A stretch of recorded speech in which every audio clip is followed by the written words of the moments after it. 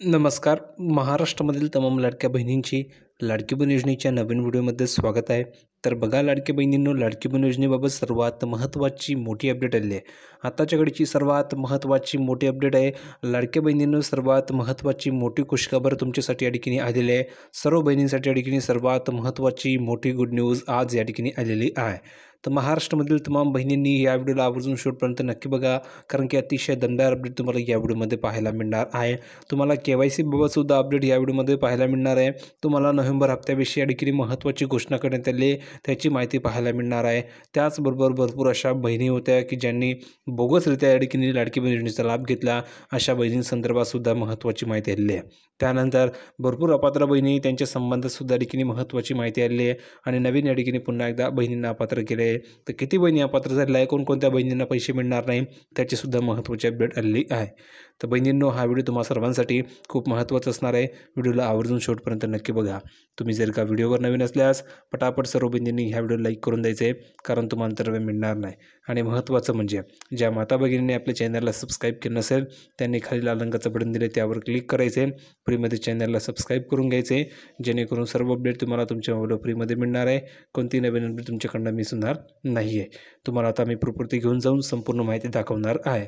आता बघा, या ठिकाणी सर्वात महत्त्वाची अपडेट बघण्या अगोदर कमेंटमध्ये सर्वांनी सांगायचं आहे की तुमची KYC झाली की नाही. जर का तुमची KYC झाली असेल तर लिहून पाठवायचं आहे की हो सर माझी KYC झालेली आहे. आणि जर का तुमची KYC झाली नसेल तर लिहून पाठवायचं आहे की नाही सर माझी KYC झालेली नाही आहे. ज्या बहिणींची KYC झाली नसेल अशा बहिणींची KYC आपण फ्रीमध्ये करून देणार आहोत. आणि ज्यांची झाली असेल त्यांना लगेच या ठिकाणी आपण हप्ता पाठवणार आहोत. तर कमेंट करून सर्वांनी सांगायचं आहे की तुमची KYC झाली की नाही. झाली असेल तर हो लिहून पाठवा, झाली नसेल तर नाही लिहून पाठवा. तुमची KYC फ्रीमध्ये करून मिळणार आहे.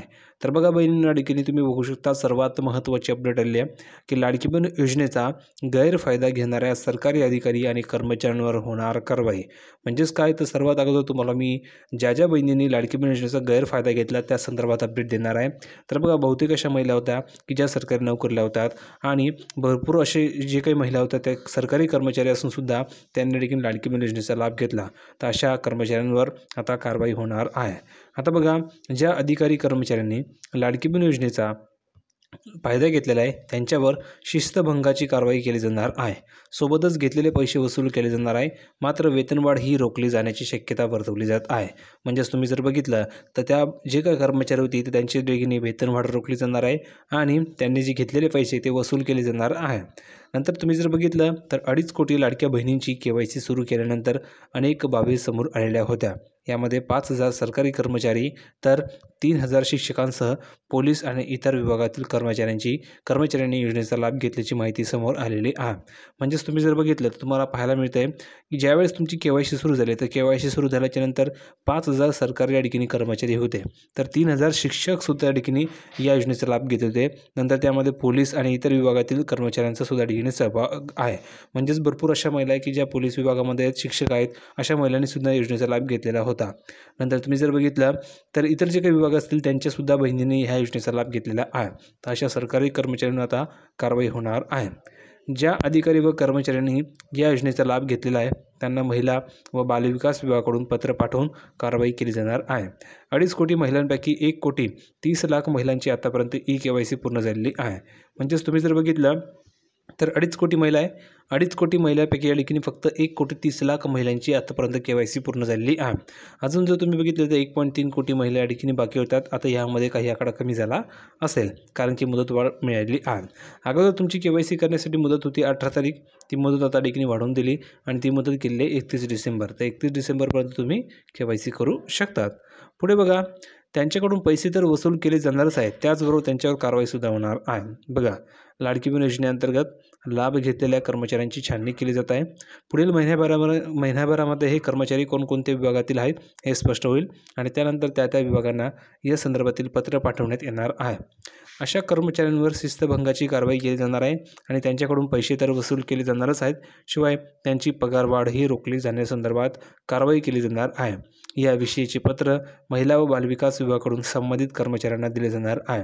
अधिक उत्पन्न असतानाही योजनेचा या ठिकाणी लाभ त्यांनी घेतलेला आहे म्हणून त्यांच्यावर ही कारवाई होणार आहे. तर तुम्ही कमेंटमधून सांगा की ह्या जे काही कर्मचारी त्यांच्यावर की कारवाई केली पाहिजे की नाही. जर तुमची इच्छा असेल की कारवाई झाली पाहिजे तर टाईप करून पाठवा, सर कारवाई केली पाहिजे. आणि तुमची जर इच्छा नसेल की सर नाही यांच्यावर कारवाई नाही झाली पाहिजे तर लिहून पाठवा की नाही सर कारवाई नाही केली पाहिजे. पुढे बघा, आता ज्या बहिणींची KYC बाकी असेल त्यांनी कमेंट करून सांगा की हो सर माझी KYC झालेली आहे. ज्यांची बाकी असेल त्यांनी लिहून पाठवा की नाही सर माझी KYC बाकी आहे. त्या बहिणींची KYC आपण फ्रीमध्ये करून देणार आहोत. ठीक आहे. पुढे बघा काय सांगितलेलं आहे, 5 लाख महिला लाभार्थ्यांनी कुटुंबाची उत्पन्न मर्यादा की नाही त्यांची अधिक आहे तरीसुद्धा लाभ घेतलेला आहे. बघा, लाडकी बहीण योजनेचा लाभ घेण्यासाठी उत्पन्नाची जी मर्यादा आहे ती 2.5 लाख असली तरी अधिक उत्पन्न असलेल्या नागरिकांनीही निवडणूक काळातील गडबडीचा लाभ घेत या योजनेचा रक्कम लाटल्याचा ठिकाणी प्रकार समोर आलेला आहे. सुमारे 5 लाख महिला लाभार्थ्यांनी कुटुंबाची उत्पन्न मर्यादा अधिक असूनही लाडकी बहीण योजनेचे पैसे या ठिकाणी वसूल केलेले म्हणजेच लुटलेले आहेत, त्यांना या योजनेमधून वगळण्यात आलेले आहे. नंतर बघा, 1,30,00,000 महिलांची KYC आत्तापर्यंत झालेली आहे. आत्तापर्यंत तुम्ही जर बघितलं तर राज्यामधील लाडकी बहीण योजनेसाठी पात्र असलेल्या 2.5 कोटी महिलांपैकी आत्तापर्यंत 1,30,00,000 महिलांची KYC पूर्ण झालेली आहे. अद्यापही 1 कोटीवरून अधिक महिलांची KYC पूर्ण झालेली नाही आहे. त्यांच्यासाठी 31 डिसेंबरची मुदतवाढ देण्यात आलेली आहे. म्हणजेच तुम्ही जर बघितलं तर 31 डिसेंबरपर्यंत मुदतवाढ त्यांना दिलेली आहे. अगोदर 18 तारीख होती, 18 नोव्हेंबर. आता पुन्हा एकदा 1 महिना वाढवून दिलेला आहे. म्हणजेच काय, ते 31 डिसेंबरपर्यंत तुम्हाला मुदत आहे. तर आता सर्व बहिणींनी KYC करून घ्यायची आहे. ज्या राहिलेल्या बहिणी 1 कोटी त्यांनी KYC नक्की करून घ्या, नाही तर तुम्हाला लाभ मिळणार नाही आहे. पुढे बघा काय सांगितलेलं आहे, मात्र त्याही वेळेत KYC पूर्ण न झाल्यास पुढील निर्णय घेतला जाईल. त्याचप्रमाणे ज्या महिलांचे पती किंवा वडील दोघेही हयात नाही आहेत त्यांनी त्यांचे मृत्यू प्रमाणपत्र अंगणवाडी सेविका कार्यालयात दिल्यास त्यांनाही आपली KYC पूर्ण करून या योजनेचा लाभ घेता येणार आहे.